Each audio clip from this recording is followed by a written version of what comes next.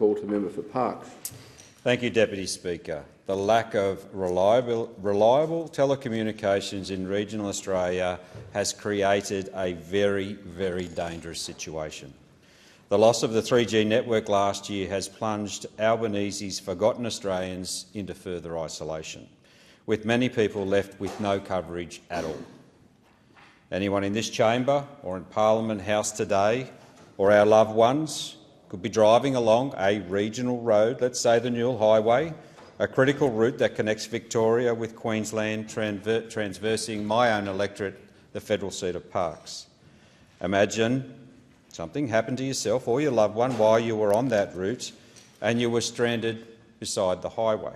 Well, Deputy Speaker, in most areas outside the township along that critical highway, there is absolutely no reception.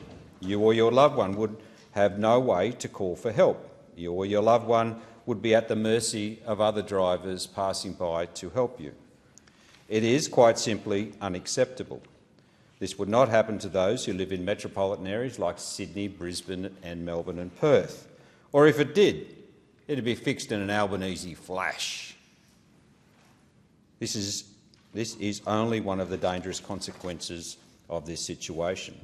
As I connect with residents right across the 407,000 square kilometres of my electorate, they are constantly telling me of their frustrations trying to conduct a business, in trying to stay in touch with family and friends, and to feel secure in the fact that if they need to, they can contact someone for urgent help. I heard only today from a business in Gilgandra that when a purchase is made, staff need to stand outside in the street for the EFTPOS machine to work. Can you believe it?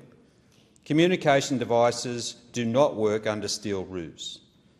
Not only are phones and EFTPOS machines not working or working at limited levels, but there are other consequences, such as impacts of alarm systems and software that pinpoints your location in an emergency. Our critical regional organisations, such as the Country Women's Association and the National Farmers Federation, continue to voice their frustrations with the problems that are caused by poor connectivity. The CWA has noted it impacts on basic activities like internet banking, accessing weather updates, distance education and business needs. Today, a representative of the CWA has said the organisation sent Telstra details of about 100 cases of connectivity failure across New South Wales in March. They have yet to receive an answer, and they continue to hear problems from their membership. The National Farmers Federation have said connectivity is essential to productively, sustainably and the livability of Australians farming in regional communities. Deputy Speaker, results came out today of a survey carried out by the Land newspaper. The Land said they received 318 respondents from people who say they are simply fed up. They're fed up with poor standards of telecommunications and that it's going backwards. Respondents quoted that the major issues were safety, use of farm technology, health, connections with family and friends, the extra cost of boosters and even in pest management. There were responses from people with health conditions who were afraid that they could not reach help in an emergency, and people are carrying multiple SIMs in their pocket.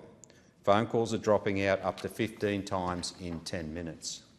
Deputy Speaker, in the world of regional people we live in today, you cannot conduct a business, you cannot grow your farm, you cannot complete your education, you cannot make bookings, you can't do your banking, and you can't even have your say on legislation without connectivity.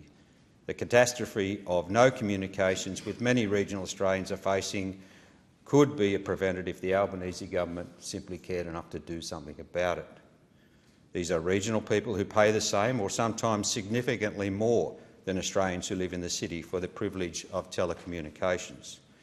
It's not only dangerous, it's utterly disgraceful. It's time to switch the lights back on in regional Australia and treat regional Australians with respect. The situation is not cheaper for regional Australians, it's not better, and it's definitely not fair.